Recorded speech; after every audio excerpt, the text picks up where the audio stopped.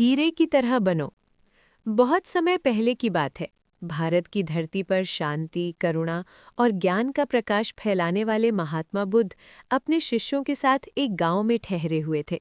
वो गांव चारों ओर से सूखा, गरीबी और दुख से घिरा हुआ था। खेतों में फसल नहीं थी। लोगों के चेहरों पर चिंता और निराशा साफ दिखाई देती थी।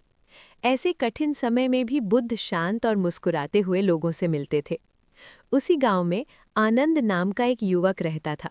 आनंद मेहनती था, लेकिन उसके जीवन में समस्याओं की कोई कमी नहीं थी।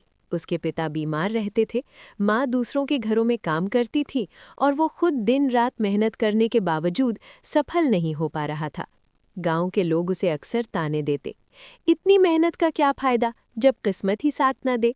धीरे धीरे ये बातें आनंद के मन में घर करने लगी। एक दिन वो बहुत निराश होकर बुद्ध के पास पहुंचा। उसकी आंखों में आंसू थे और मन में असंतोष। उसने हाथ जोड़कर कहा, भगवान, मैं बहुत मेहनत करता हूँ, फिर भी जीवन में कुछ नहीं बदलता। चारों ओर कठिनाइयाँ ही कठिनाइयाँ हैं। क्या मेरा जीवन भी ऐसा ही रहेगा? बुद्ध ने उसकी ओर करुणा से देखा और मुस्कुराकर बोले, आनंद, क्या तुमने कभी कमल का फूल देखा है? आनंद ने उत्तर दिया, हाँ भगवान, वो कीचड़ भरे तालाब में खिलता है, फिर भी बहुत सुंदर होता है। बुद्ध ने धीरे से कहा, ठीक वैसे ही जीवन की कठिनाइयाँ कीचड़ की तरह होती है। वही कीचड़ कमल को सुंदर बनाता है। अगर कीचड़ न हो तो कमल भी न खिले। आनंद ये सुनकर चुप हो गया, लेकिन उसके मन में अभी भी सवाल थे। बुद्ध ने आगे कहा, मैं तुम्हें एक कहानी सुनाता हूँ। बुद्ध बोले, एक पहाड़ के भीतर एक हीरा छिपा हुआ था। बाहर से वो साधारण पत्थर जैसा लगता था। वर्षों तक उस पर तेज दबाव पड़ा, उसे काटा गया, तराशा गया, तब कहीं जाकर वो चमकदार हीरा बना। अगर वो दबाव और चोटें ना होती तो वो सिर्फ एक साधारण पत्थर ही रहता। आनंद ने पहली बार ध्यान से सुना। बुद्ध ने कहा, जो व्यक्ति कठिनाइयों से घबराकर रुक जाता है वो पत्थर ही रह जाता है, लेकिन जो उन्हें सहकर आगे बढ़ता है वही हीरे की तरह चमकता है। इसके बाद बुद्ध ने आनंद को अपने साथ कुछ दिनों तक रहने को कहा। आनंद ने बुद्ध के बताए मार्ग पर चलना शुरू किया।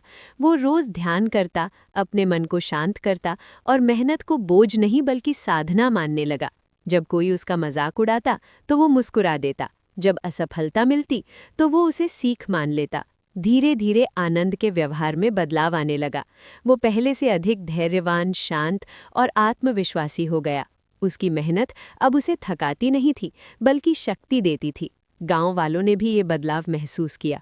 जहां पहले लोग उसका मजाक उड़ाते थे, अब उसकी ईमानदारी और लगन की प्रशंसा करने लगे। कुछ समय बाद गांव में वर्षा हुई, खेतों में हरियाली लौट आई। आनंद ने अपनी मेहनत और धैर्य से खेती में सफलता पाई। उसके घर की स्थिति सुधरने लगी।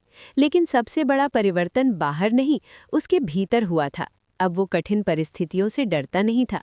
एक दिन आनंद फिर बुद्ध के पास गया और हाथ जोड़कर बोला, भगवान, अब मुझे समझ आ गया है। मेरी कठिनाइयां मेरी शत्रु नहीं थी, बल्कि गुरु थीं।